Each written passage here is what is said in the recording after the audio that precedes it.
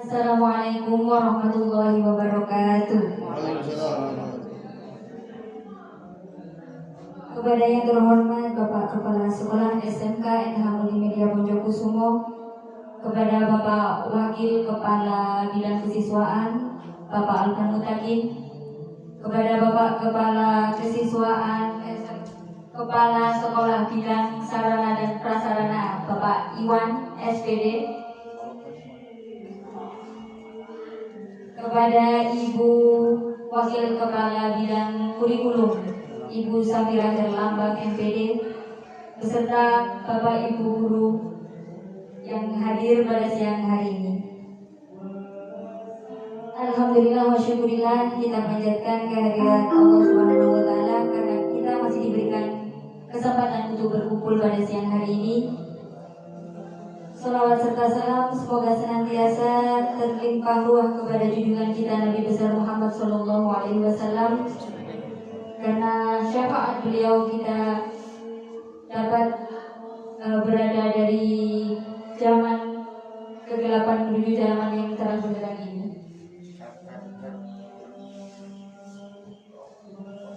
Hadirin yang berbahagia, di sini saya sebagai pembawa acara akan membacakan susunan acara pada siang hari ini yang bernama pembukaan, yang kedua menyanyikan lagu Indonesia Raya, acara yang ketiga sambutan kepala sekolah, acara yang keempat sosialisasi, dan yang terakhir penutup atau doa.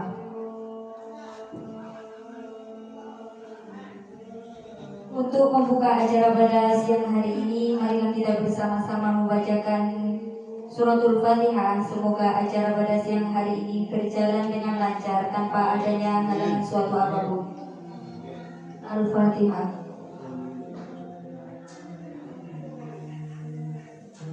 Amin. Terima kasih disampaikan. Untuk acara selanjutnya yaitu menyanyikan lagu Indonesia Raya. Bapak Ibu Guru dimohon berdiri.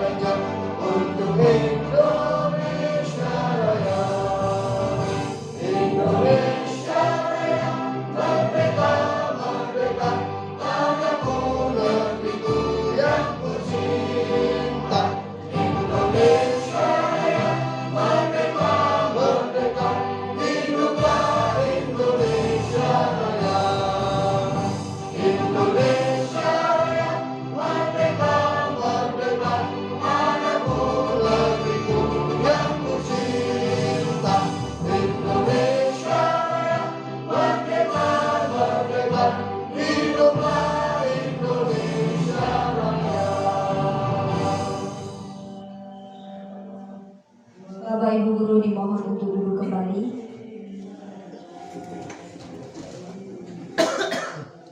Hadirin yang berbahagia, untuk acara selanjutnya yaitu sambutan dari Kepala Sekolah SMK NH Multimedia Bonjokusumo kepada Bapak Fadlul Anam SSI MTD, disilakan.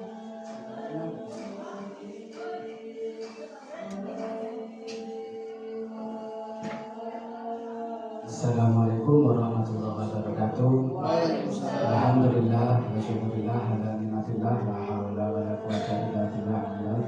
Yang kami hormati Bapak Ibu Dewan Guru di SMK NH Multimedia Bonjokusumo, alhamdulillah pada kesempatan hari ini kita berkumpul dalam rangka untuk mengikuti mengikuti sosialisasi tentang budaya positif di sekolah.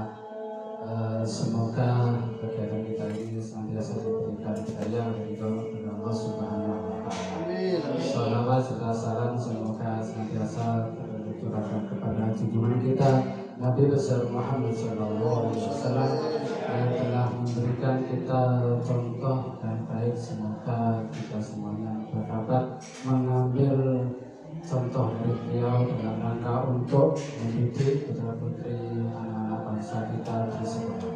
Bapak Ibu yang kami hormati, pada kesempatan ini patut kita banggakan, dan saya kira ini merupakan salah satu bentuk perwujudan dari kualitas guru kita yang setelah ini akan melaksanakan sosialisasi budaya positif.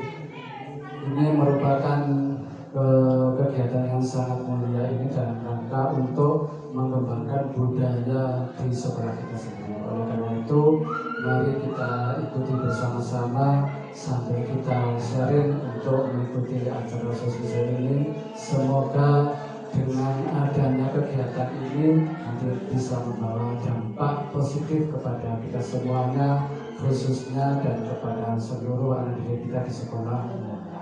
Demikian yang saya sampaikan. Mohon maaf. Wassalamualaikum warahmatullahi wabarakatuh. Terima kasih disampaikan.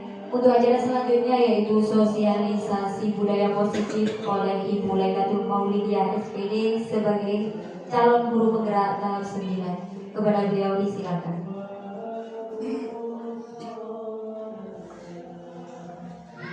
Assalamualaikum warahmatullahi wabarakatuh. Apa kabar Bapak Ibu hebat? Oke, masih semangat hari ini?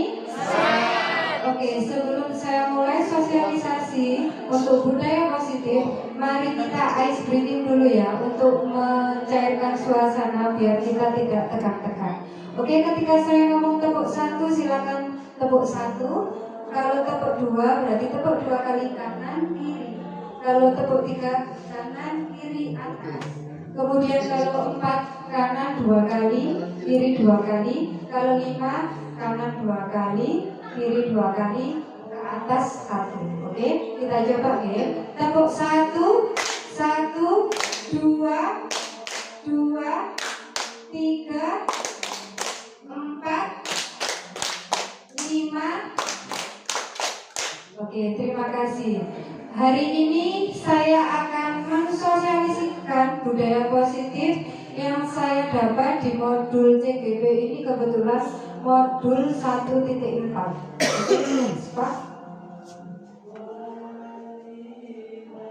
Oke, perkenalkan nama saya Lailatul Maulidiyah. Saya calon guru penggerak angkatan 9 Kabupaten Malang SMKNH Multimedia Poncokusumo.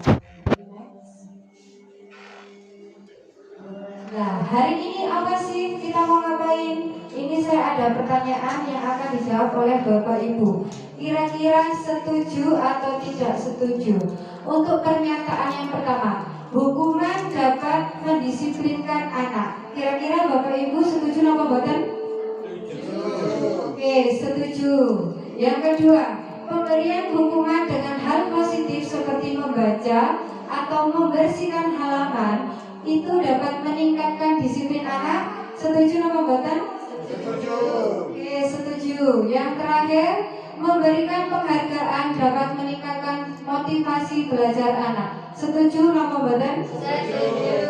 Oke, jadi semua pertanyaan ini jenengan jawab setuju ya. Oke, next. Jadi sekarang kita ada di perubahan paradigma. Sekarang silakan jenengan coba menulis sesuatu hal yang paling penting di hidup Bapak Ibu semua. Misalnya sesuatu itu tentang kekuasaan boleh, atau apapun, uang boleh. Setelah jenengan tulis, kemudian Anda sobek. Setelah Anda sobek, Anda coba menggenggam. Oke, digenggam semuanya. Oke, saya kasih contoh Pak Peri. Kira-kira kalau saya merebut genggaman Pak Peri ini, apakah Pak Peri akan melepaskannya atau tetap menggenggam? Nah, enggak. Kalau misalnya saya tarik begini, kira-kira saya paksa, saya dorong. Oke, tetap atau tidaknya itu tergantung saya Pak Peri. Oke, jadi itulah paradigma perubahan kita. Oke, next.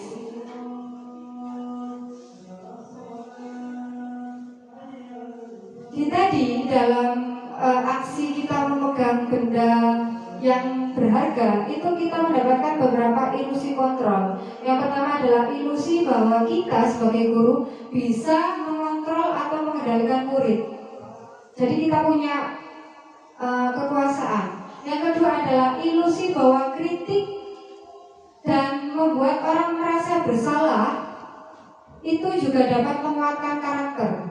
Yang ketiga, ilusi bahwa semua penguatan positif, efektif, dan bermanfaat. Dan yang terakhir adalah ilusi bahwa orang dewasa seperti kita memiliki hak untuk memaksa, khususnya ini kepada anak didik kita. Oke, next. Di sini kita ada beberapa teori. Yang pertama adalah stimulus respon dan teori kontrol pilihan. Jadi siapa sih sesungguhnya yang memilih kontrol? Kalau tadi kan Pak Ferry sudah bagus ya, sudah bisa memegang kontrol dirinya sendiri. Kalau di stimulus respon kita mencoba mengubah agar pandangan orang lain sama dengan kita. Tapi kalau teori kontrol pilihan itu kita yang berusaha memahami orang lain. Kemudian perilaku buruk dilihat sebagai suatu kesalahan. Kalau di teori kontrol, semua perilaku memiliki tujuan. Jadi tidak muluk-muluk kesalahan. Kemudian saya bisa mengontrol orang lain kalau di stimulus respon. Kalau di teori kontrol pilihan, saya tidak bisa mengontrol orang lain. Saya tidak bisa mengontrol Pak Ferry. Kemudian orang lain bisa mengontrol saya. Kalau di teori kontrol, saya tidak bisa dikontrol orang lain, hanya saya yang bisa mengontrol saya sendiri. Kemudian paksaan ada pada saat bujukan gagal. Jadi kita kalau membujuk anak, kalau gagal kita akan melakukan paksaan. Sedangkan kalau teori kontrol itu adalah kita melakukan kolaborasi atau konsensus, menciptakan pilihan-pilihan baru yang tentunya ini akan melalui kesepakatan kita dengan murid. Jadi ini tindakannya bukan pemaksaan ya. Yang terakhir adalah di stimulus respon. Ini ada model berpikir menang atau kalah. Jadi ketika saya bisa menguasai Pak Ferry berarti saya menang dan Pak Ferry kalah. Tapi kalau teori kontrol itu model berpikir menang sama dengan menang. Oke, next. Nah, saya tanya kepada Bapak Ibu, apa sih makna disiplin itu? Kira-kira disiplin itu apa? Berhubungan dengan apa? Waktu, aturan, berarti menaati peraturan ya, disiplin itu. Oke, next. Di sini kita tahu, saya dulunya juga menyangka kata disiplin itu dengan aturan, tapi ternyata disiplin itu bukan seperti itu ya. Jadi disiplin itu berasal dari bahasa Latin disiplina yang artinya belajar. Kemudian disiplin ini membuat disiplin diri yang membuat orang itu menggali potensinya menuju sebuah tujuan apa yang dia hargai. Dan seperti Bapak Ibu tadi sebutkan bahwa kita cenderung menghubungkan kata disiplin itu dengan ketidaknyamanan, dengan peraturan, dengan pencapaian tujuan mulia. Padahal disiplin itu maksudnya ya kita mendisiplinkan diri, mencoba menggali-gali hal-hal yang ada di potensi diri kita sendiri sehingga kita dapat mencapai suatu tujuan. Oke, next Pak.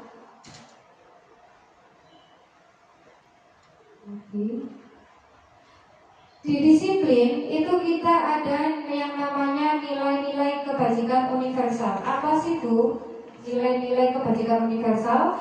Nilai-nilai kebajikan universal adalah sifat-sifat positif yang merupakan tujuan yang mulia yang ingin dicapai oleh manusia. Dan di sini dengan mengaitkan nilai-nilai kebajikan yang diyakini seseorang, maka motivasi intrinsiknya atau motivasi dalam dirinya itu akan terbangun, sehingga menggerakkan motivasi diri untuk mencapai tujuan mulia yang diinginkan. Jadi di sini tujuannya kita bukan membuat peraturan agar anak disiplin, tapi kita menanamkan kepada anak bagaimana cara mendisiplinkan diri. Jadi motivasi itu tumbuh dari dirinya sendiri, tidak dari pihak eksternal atau orang lain. Oke, next Pak. Teori motivasi perilaku manusia. Jadi kita mengenal ada 3 teori motivasi perilaku manusia. Yang pertama karena kita takut dengan hukuman. Contohnya anak-anak masuk jam 7 karena di sana ada Pak Alfa. Jadi segera lari. Nah, itu namanya untuk menghindari ketidaknyamanan atau hukuman. Jadi itu karena takut. Itu merupakan motivasi eksternal, yaitu motivasi dari luar. Yang kedua adalah untuk mendapatkan imbalan dari orang lain atau institusi apa yang akan saya dapatkan bila saya melakukannya. Jadi ini anak-anak ingin mengharapkan imbalan atau hadiah. Motivasinya seperti saya mau dapat saya mau belajar bahasa Inggris, soalnya saya mau dapat nilai 100. Itu namanya imbalan. Jadi ada campur lain pihak eksternal. Kemudian yang terakhir adalah untuk menghargai diri sendiri. Saya akan menjadi orang yang seperti apa bila saya melakukannya. Berarti ini motivasinya muncul dari dalam diri. Inilah yang namanya motivasi internal, dan itulah tujuan dari diadakannya budaya positif. Jadi anak-anak itu ada motivasi dalam dirinya sendiri. Oke, next Pak. Dihukum oleh penghargaan. Kalau hukuman kan otomatis sifatnya memaksa gitu Bapak Ibu ya.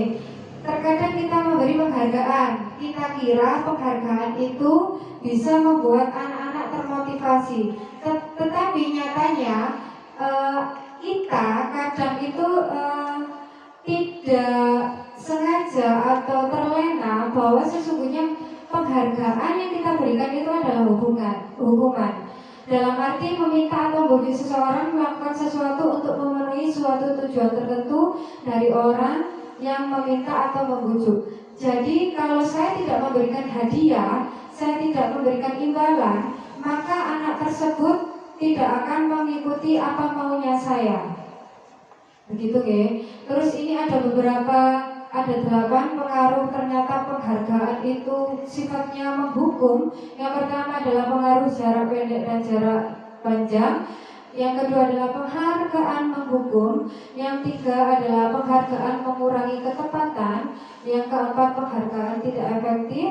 Penghargaan merusak hubungan. Kok bisa Bu penghargaan itu merusak hubungan? Contohnya, ketika saya melakukan sesuatu, saya mendapat hadiah dari Bu Dia. Tapi ketika Pak Ferry melakukan sesuatu, tidak dapat hadiah dari Bu Dia. Akhirnya Pak Ferry merasa kecewa. Akhirnya hubungan saya dengan Pak Ferry dan Bu Dia pun renggang. Itulah yang menjadikan penghargaan merusak hubungan. Karena di sini ada sifat saling iri dan kecewa. Kemudian penghargaan menurunkan kualitas. Yang ketujuh penghargaan mematikan kreativitas. Dan yang terakhir adalah penghargaan mengurangi motivasi intrinsik. Sekali lagi di sini penghargaan dimaksudkan adalah imbalan dan hadiah. Oke, bukan yang lain, bukan apresiasi. Kalau apresiasi kan beda ya, benten. Kalau apresiasi kan terima kasih banyak, kamu sudah berusaha keras, itu wajib kita berikan ke anak-anak. Tapi kalau hadiah, kalau misalnya bintang, dikasih apa, itu kurang tepat. Oke, next. Inilah perbedaan hukuman dan konsekuensi. Oke, next Pak. Kalau hukuman kita bisa lihat ya Bapak Ibu, sesuatu yang menyakitkan yang harus terjadi. Kalau konsekuensi sesuatu yang harus terjadi. Berikutnya adalah kalau hukuman membuat anak sakit, baik fisik ataupun hati dalam jangka waktu yang lama. Mungkin kalau sekarang kita tidak tahu ya apa yang dipikirkan dan apa yang dirasakan oleh anak-anak ketika kita hukum, tapi itu pasti ada dampaknya bagi fisik dan juga perasaan. Untuk konsekuensi membuat anak merasa tidak nyaman dalam jangka waktu pendek. Kemudian kalau hukuman, anak justru akan membenci kedisiplinan karena dianggap disiplin itu hanya formalitas, hanya mengganggu kebebasan mereka. Sedangkan kalau konsekuensi, anak lebih menghargai disiplin. Kemudian hukuman bersifat paksaan, kalau konsekuensi sifatnya stimulus atau tanggapan. Kalau hukuman mendorong anak menyakiti diri sendiri, sedangkan konsekuensi mendorong anak agar mudah menyesuaikan diri. Kemudian hukuman membuat konsep diri yang buruk, sedangkan konsekuensi konsep diri yang baik. Kemudian hukuman membuat anak belajar untuk menyembunyikan kesalahan, karena kalau jujur dia takut dia akan dihukum, makanya dia akan menyembunyikan kesalahan apapun caranya. Tapi kalau dengan konsekuensi, anak belajar untuk mematuhi aturan. Yang terakhir adalah ada rasa marah, rasa bersedih, dipermalukan karena merasa tak dihargai.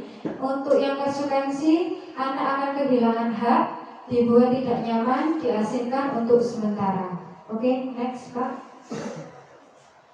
Ini perbedaan hukuman dan konsekuensi. Untuk tindakan guru, jangan pilih nanti ya, ini termasuk hukuman atau konsekuensi. Yang pertama, mencatat 100 kali di dalam buku kalimat "Saya tidak akan terlambat lagi karena terlambat sekolah". Itu termasuk hukuman atau konsekuensi? Oke, hukuman. Yang kedua, Yang kedua, lari mengelilingi lapangan basket 2 kali karena terlambat hadir di sekolah, termasuk hukuman apa konsekuensi? Oke, hukuman, konsekuensi. Oke, konsekuensi. Ada yang pilih konsekuensi, ada hukuman. Yang ketiga, menggantikan kertas tugas teman yang telah kita coret-coret, itu termasuk hukuman apa konsekuensi? Konsekuensi. Yang terakhir, membersihkan tumpahan air pada meja tulis karena tersenggol pada saat belajar, termasuk konsekuensi. Sekarang sudah paham ya apa bedanya hukuman dengan konsekuensi? Oke, next Pak, kita cek. Oke, jawabannya yang satu dan yang kedua merupakan hukuman karena sifatnya memaksa. Tapi untuk yang tindakan Bapak Ibu guru yang nomor 3 dan nomor 4 ini termasuk konsekuensi. Oke, next. Kita berlanjut ke kebutuhan dasar manusia. Ada 5 kebutuhan dasar manusia. Oke, next Pak. Di sini yang pertama adalah bertahan hidup, yaitu kebutuhan makan, minum, sandang, pangan. Kemudian yang kedua adalah rasa kasih sayang dan rasa diterima. Yang ketiga adalah penguasaan. Yang 4 kesenangan. Yang terakhir adalah kebebasan. Bisa jadi anak-anak kita ini melakukan pelanggaran atau penyimpangan bukan karena melakukan kesalahan, tapi dia hanya ingin menyampaikan atau itu adalah cara dia untuk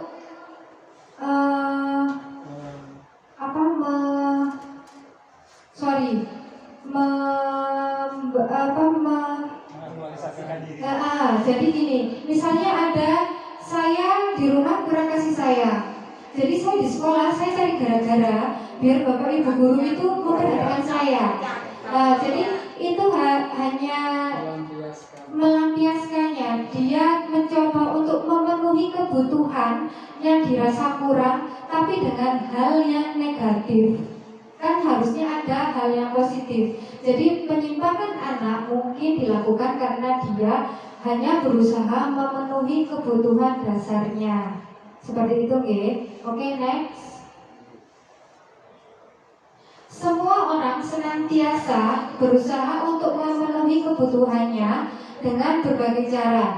Ada yang tidak bisa mendapatkan kebutuhan dasarnya itu dengan cara yang positif, sehingga dia bisa melanggar peraturan atau melakukan hal-hal yang tidak sesuai dengan nilai-nilai kebajikan.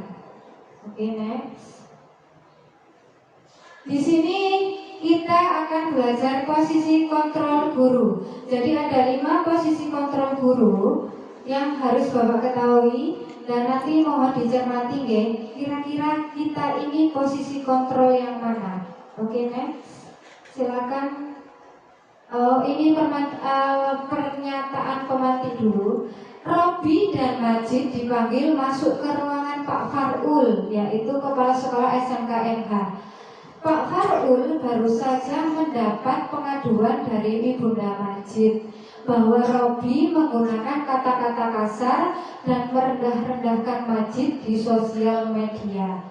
Bila Anda sebagai seorang kepala sekolah, penerapan disiplin apakah yang akan Anda lakukan untuk kasus Robi? Mengapa? Apa Anda langsung menghukum Robi?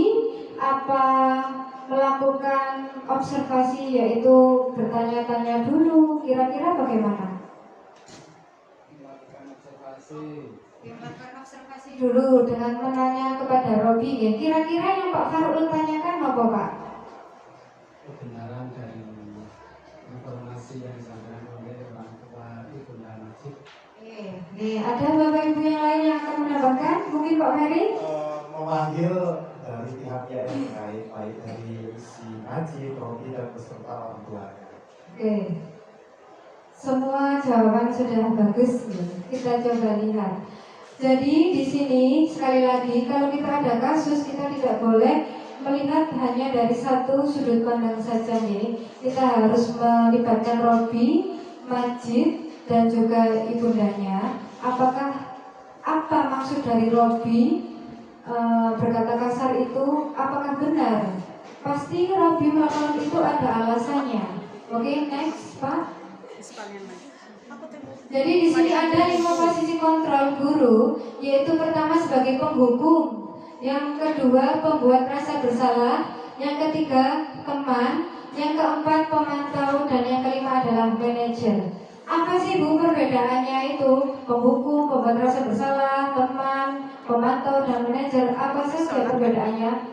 Mari kita lihat dari video berikut ini. Oke, next, diklik, Pak. Ya.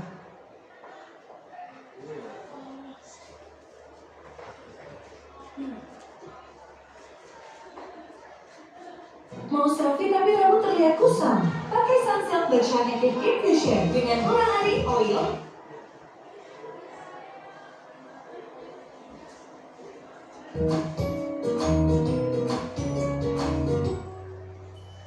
Salam bahagia Ibu dan Bapak guru hebat.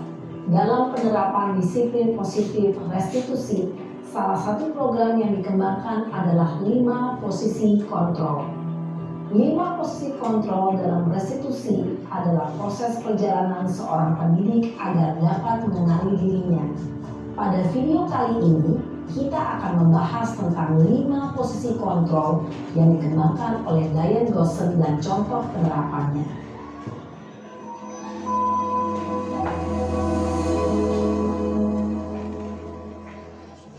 5 posisi kontrol itu adalah 1. Posisi penghukum. 2. Posisi pembuat merasa bersalah. 3. Posisi teman. 4. Posisi pemantau atau monitor. Dan 5. Posisi manajer. Untuk lebih memahami kelima posisi tersebut, mari kita saksikan kasus Naren yang terlambat hadir 20 menit di sekolah dan melihat bagaimana kelima posisi kontrol dalam menghadapi masalah tersebut.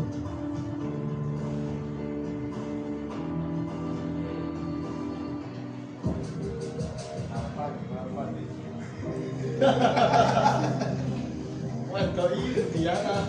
Terus apa? Dia ini. Itu dia ini. Naren, Wah, sis. sini kamu. Lagi.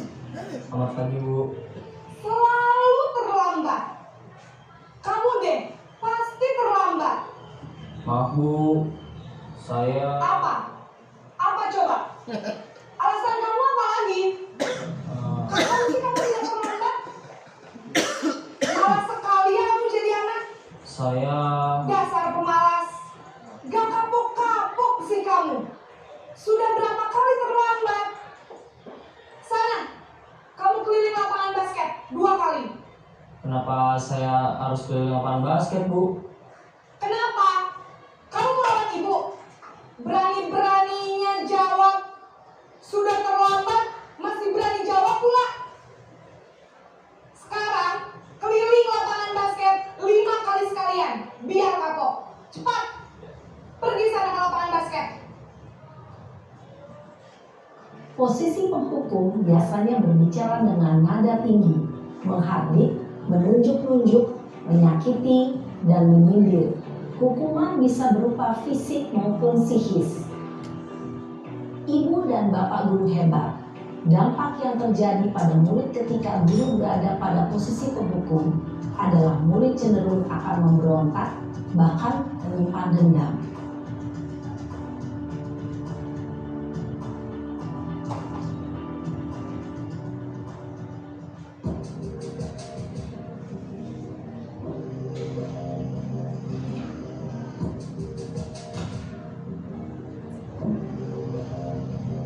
Naren,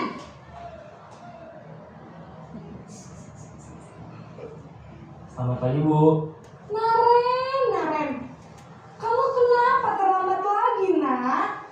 Ya Tuhan, Naren. Kamu senang ya bikin ibu susah ya?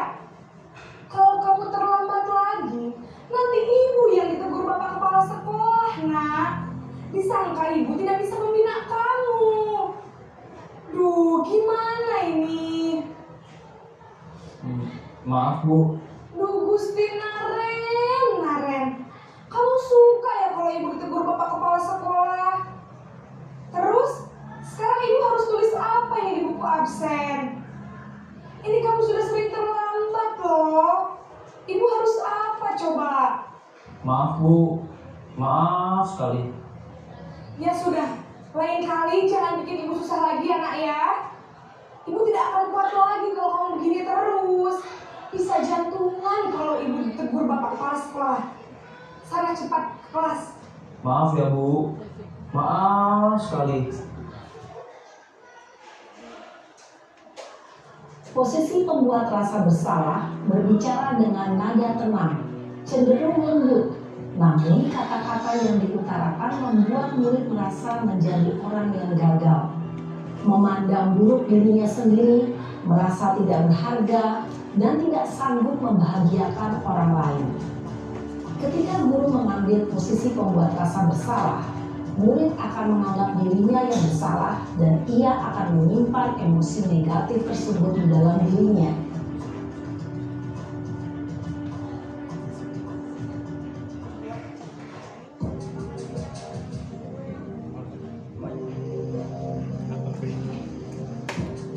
Ini teori kontrol yang ketiga ya Bapak Ibu ya. Naren,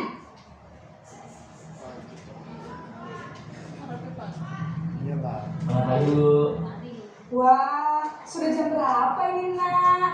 Terlambat lagi ya sayang. Iya Bu. Habis ibu saya lupa bangunkan saya Bu. Kamu malah menyalahkan ibu kamu. Kamu bukannya anak yang larinya paling kencang. Kok terlambat sih? Iya Bu. Saya memang terlambat bangun tadi. Jadi biarpun saya lari kencang, tetap gak kekejar Bu. Ya sudah sana. Nanti lain kali larinya lebih kencang lagi ya. Biar gak terlambat lagi. Bikin seneng ibu. Demi ibu. Bisa kan? Bisa lah Bu. Ya sudah sana masuk kelas. Ibu beresin urusan absen kamu. Kamu ini ada-ada saja. Dalam posisi teman, guru berbicara dengan nada suara ramah, akrab, cenderung bersenda gurau untuk menjaga suasana tetap santai. Murid akan merasa senang, aman, dan akrab dengan guru. Identitas yang tercipta adalah identitas sukses atau berhasil. Namun, perlu diingat, karena ini masih dorongan eksternal, maka ada faktor ketergantungan dari murid kepada orang tertentu. Di sini guru absennya, sehingga di lain waktu murid bisa berperilaku baik, namun hanya kepada orang-orang tertentu saja.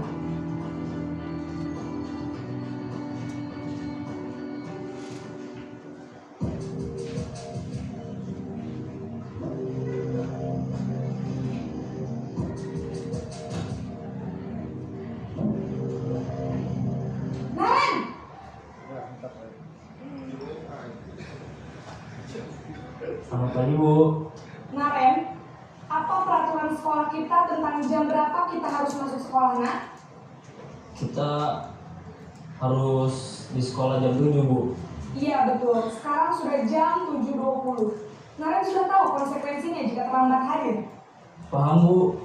Saya harus tinggal kelas pas jam istirahat selama 20 menit. Iya benar, konsekuensinya demikian. Jadi nanti jam 9.30 pas istirahat, kamu harus tinggal di kelas, kerjakan tugas tambahan untuk ketertinggalan kamu, ya? Baik, Bu. Posisi pemantau mengandalkan penghitungan atau data untuk mengontrol murid. Guru mengarahkan murid berdasarkan peraturan dan konsekuensi. Seorang pemantau menunjukkan bahasa tubuh dan ekspresi wajah yang datar dan cenderung formal. Ini yang terakhir Bapak Ibu ya, posisi manajer.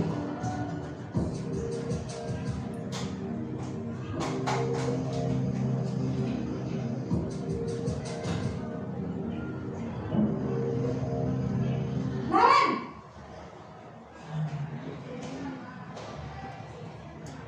Selamat pagi, Bu. Selamat pagi, Naren. Maaf, Bu. Saya terlambat. Iya, sekolah masuknya jam 7, sekarang sudah jam 7.20. Jadi sekarang bagaimana ini, Naren? Maaf, Bu. Saya lupa setel alarm saya semalam. Baiklah, menurut kamu, keyakinan sekolah yang mana yang perlu kamu tingkatkan? Menghargai diri sendiri dan orang lain mungkin ya, Bu. Setuju. Jadi, apakah Naren meyakini prinsip saling menghormati tersebut? Iya, Bu. Saya meyakininya. Apakah Naren bersedia memperbaiki masalah keterlambatan ini? Bersedia, Bu. Bagaimana kamu akan perbaiki masalah keterlambatan ini? Saya akan coba untuk tidak lupa menyetel alarm saya, Bu. Baik, kalau Naren lupa menyetel alarm di rumah, ada orang yang kira-kira bisa bantu mengingatkan tidak? Ada, Bu. Kakak saya, Kak Emma. Ada lagi selain Kak Emma? Selain Kak Emma, ada ibu saya. Baik, jadi yang mengingatkan Naren adalah Kak Emma dan ibu kamu ya? Kira-kira akan mulai setel alarm kapan nih, Naren? Setelah pulang sekolah, akan segera saya lakukan. Baik, jadi Naren akan setel alarm untuk bangun besok pagi dan akan diingatkan oleh kakak dan ibunda Naren ya. Ada lagi yang mungkin perlu dilakukan, Naren? Agar tidak terlambat bangun lagi. Tidak ada, Bu. Baik, Naren. Terima kasih untuk kerjasama kamu. Sekarang kamu perlu kembali ke kelas untuk belajar. Baik, Bu. Terima kasih. Posisi manajer adalah posisi kontrol yang disarankan untuk membimbing murid memiliki sikap disiplin yang positif, yaitu murid yang mandiri, bertanggung jawab, dan dapat memecahkan masalah. Tujuan dari posisi ini adalah agar murid dapat berefleksi atas tindakannya. Guru akan dengan tulus memberikan pertanyaan-pertanyaan bermakna, sehingga membuat murid dapat belajar dari kesalahannya dan mencari sebuah solusi untuk menyelesaikannya. Ibu dan bapak guru hebat, setelah mengamati adegan kelima posisi kontrol tadi, kira-kira posisi mana yang paling ideal? Posisi mana yang dapat menunjang motivasi intrinsik murid? Ya, tentu posisi manajer. Posisi ini memang posisi ideal yang ingin dituju setiap pendidik. Pada posisi inilah, guru dapat menerapkan disiplin positif yang berpihak pada murid, yang memerdekakan murid. Perjalanan seorang pendidik tentunya tidak mudah untuk sampai pada posisi seorang manajer. Namun, tujuan kita pasti, yaitu menciptakan murid-murid yang mandiri, merdeka, dan bertanggung jawab. Semoga penggambaran 5 posisi kontrol yang telah diperlihatkan ini dapat menjadi ajang refleksi bagi kita semua, agar dapat terus mengasah dan menerapkan disiplin positif yang memerdekakan murid. Mari terus berlatih dan bersemangat. Selamat Ibu dan Bapak Guru hebat.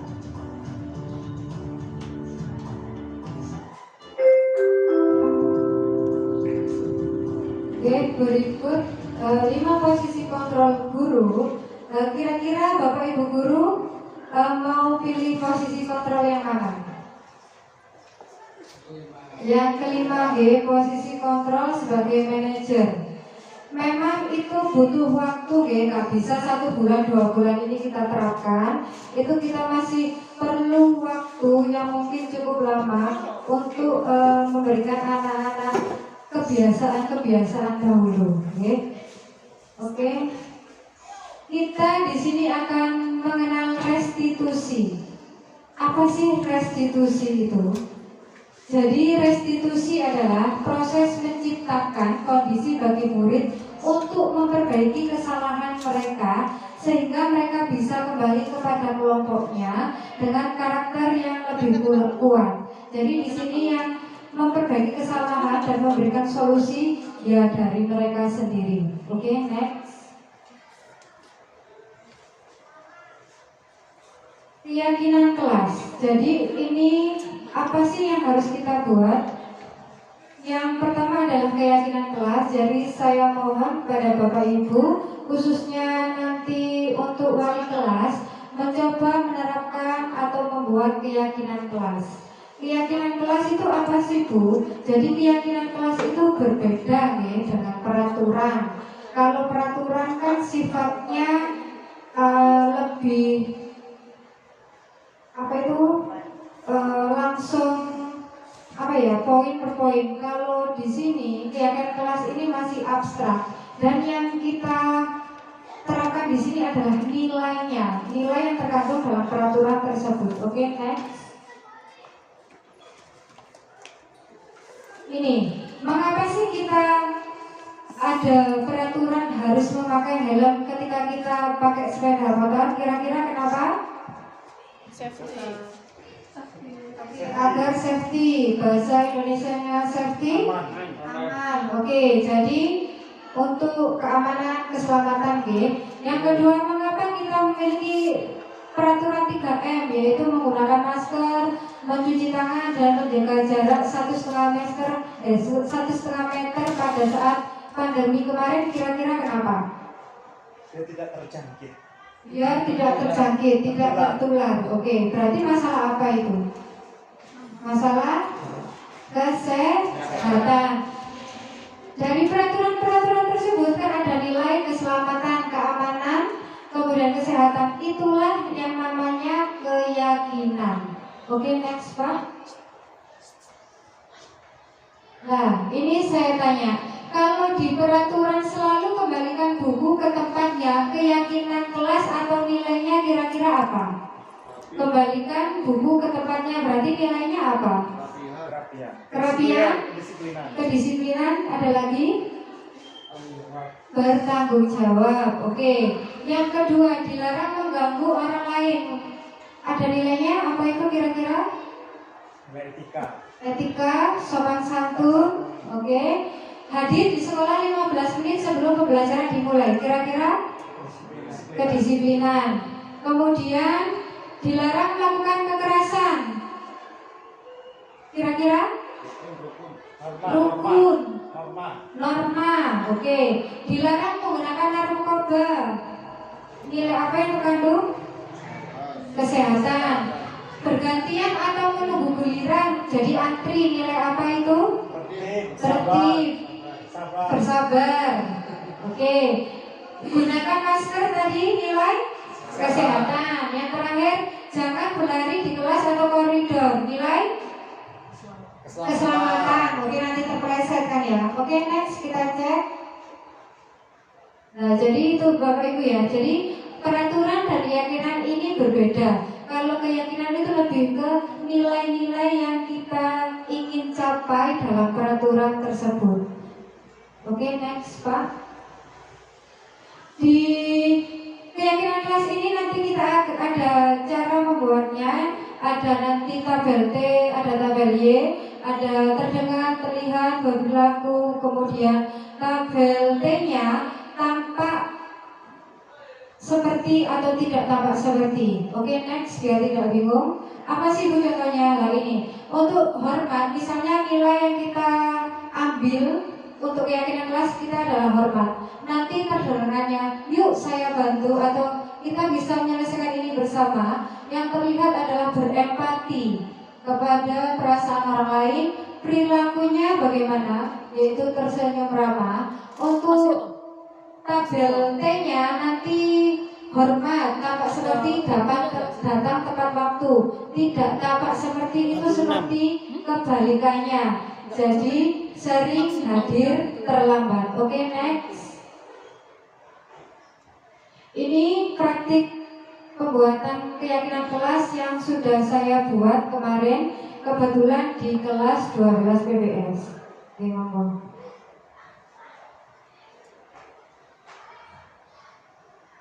Jadi ini ada beberapa panduannya gitu ya.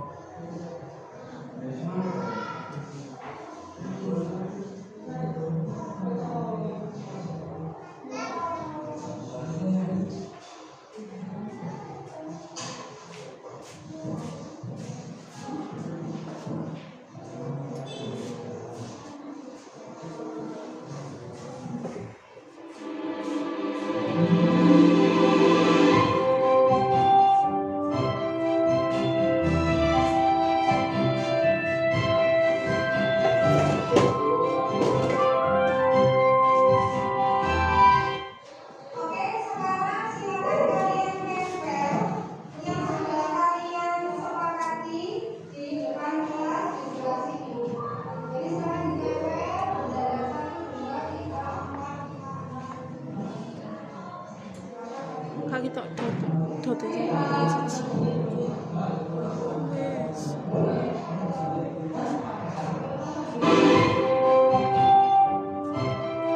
Jadi di sini anak-anak menempel curah pendapat mereka, satu orang satu, ditulis dan ditempel di papan tulis, semuanya bergiliran, sampai semua seluruh warga kelas melakukannya.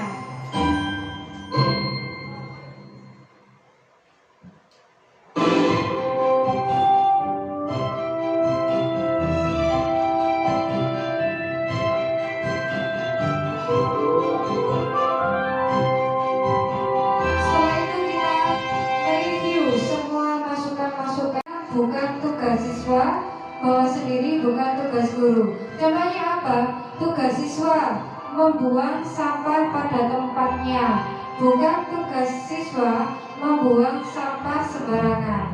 Tugas guru datang tepat waktu untuk mengajar, bukan tugas guru meninggalkan anak-anaknya ketika jam pelajaran. Seperti itu. Jadi inilah beberapa tahapan untuk membuat keyakinan kelas. Saya tahu ini mungkin agak ribet untuk bagi Bapak Ibu guru, tapi saya yakin kalau kita sudah mencoba, kita akan terbiasa dan keyakinan kelas ini kita bisa terapkan sebagai budaya positif yang ada di sekolah kita.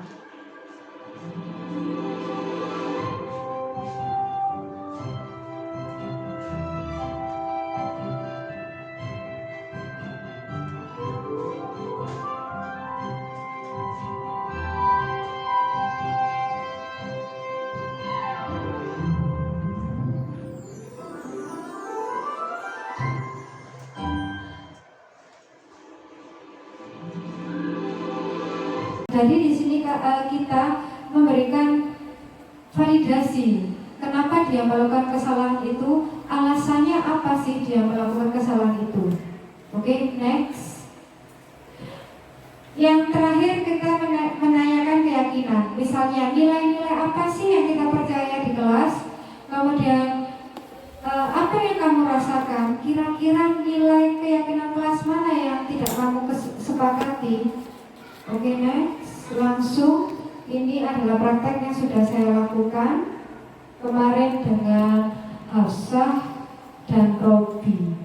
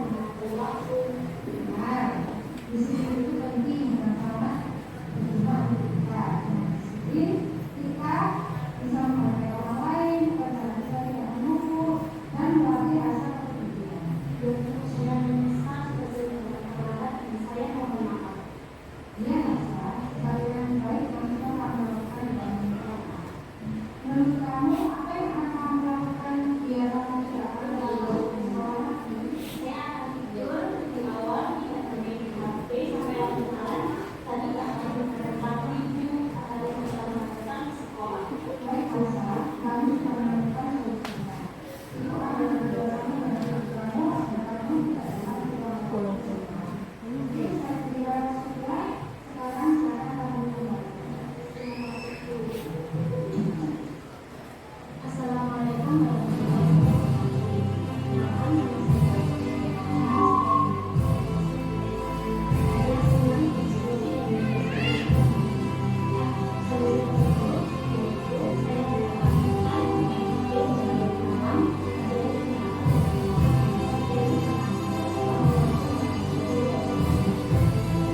Untuk kasus kedua ini saya memakai rompi. Jadi rompi sedang marah karena buku catatan yang berisi tugas telah dihilangkan oleh Majid. Dia marah dan tidak dapat menahan emosinya. Dan jadi di sini rompi melempar buku dan tasnya Majid. Iya Bu, telah bersalah lagi. Nanti dalam bulan bersama Bu. Dan tugasnya aku bukukan hari juga. Terus karena ini saya Bu.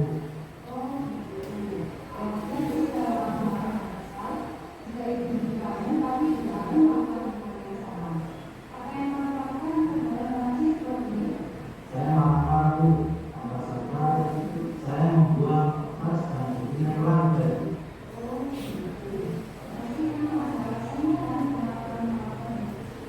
Iya Bu, saya tak mungkin marah kalau tak suka. Saya selamat karena saya tidak marah Bu. Dan sampai sini saya juga.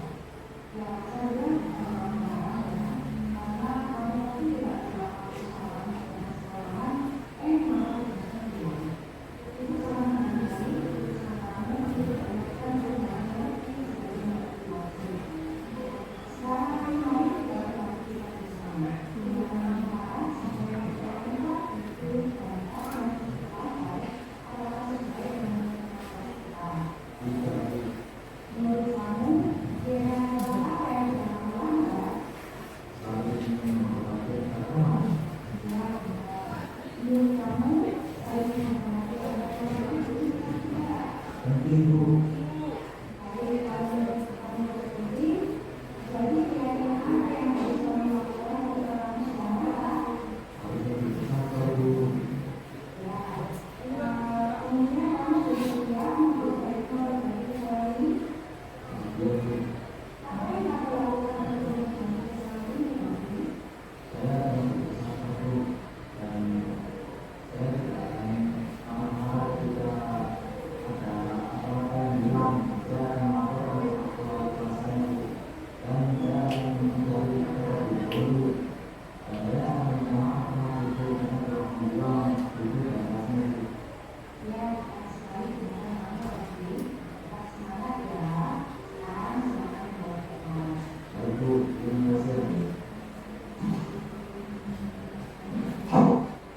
Assalamualaikum warahmatullahi wabarakatuh.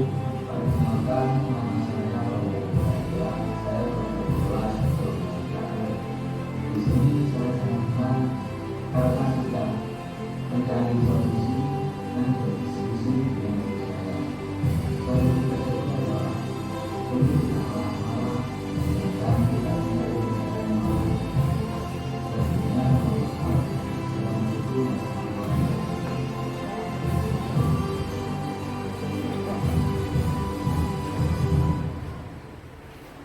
Oke, berikut tadi praktek segitiga restitusi yang sudah saya lakukan kepada anak-anak ada Hasa dan Robi. Oke, saya harap kita semua bisa mempraktekkan segitiga restitusi ya. Oke, next. Jadi yang terakhir, pengalaman dan pembelajaran yang dapat saya terapkan konsep-konsep kunci tersebut baik di kelas atau di rumah.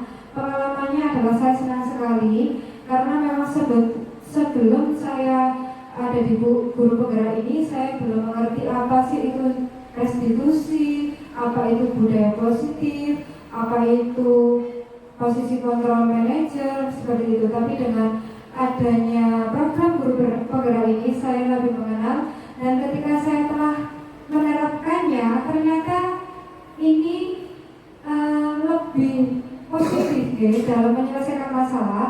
Itu kita tidak perlu menjadi seorang penghukum, kita tidak harus melakukan hal-hal negatif, tapi dengan cara yang baik-baik mengajak mereka berbicara, berkomunikasi, menerapkan segitiga restitusi, maka insya Allah segala permasalahan akan selesai.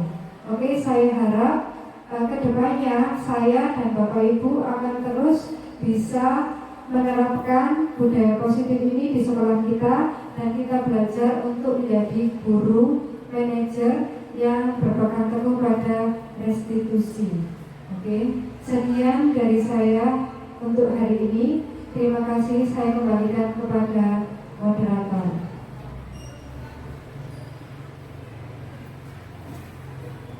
Terima kasih atas penyampaiannya kepada Ibu Lailatul Maulidiyah. Semoga apa yang telah beliau sampaikan bisa bermanfaat untuk kita dalam memberi bimbingan kepada siswa-siswi kita di SMK NH Multimedia ke depannya. Baik, untuk acara selanjutnya yaitu penutup atau doa yang dalam hal ini akan disampaikan oleh Bapak Iwan SPD.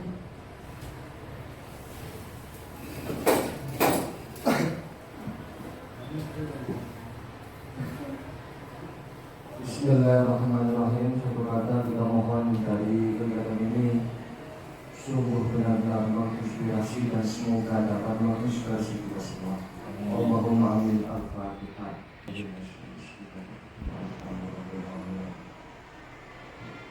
Bismillahirrahmanirrahim. Allahumma shalli wa sallim wa barik ala sayyidina Muhammad wa ala ali sayyidina Muhammad. Allahumma ij'alna wa ahlana wa awladana wa talamidana min ahlil khair wa ahlil ilmi wa nis'ala istiqamah wa la taj'alna Allah min ahli syarri wa qana atina fil hasanah wa fil akhirati hasanah wa qina adzaban nar wa sallallahu ala sayyidina Muhammad wa ala alihi wa sahbihi wasallam walhamdulillahi rabbil alamin. Bismillahirrahmanirrahim.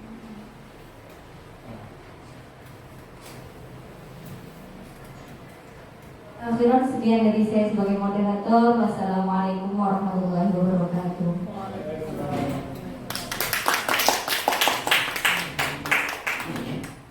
Sama-sama.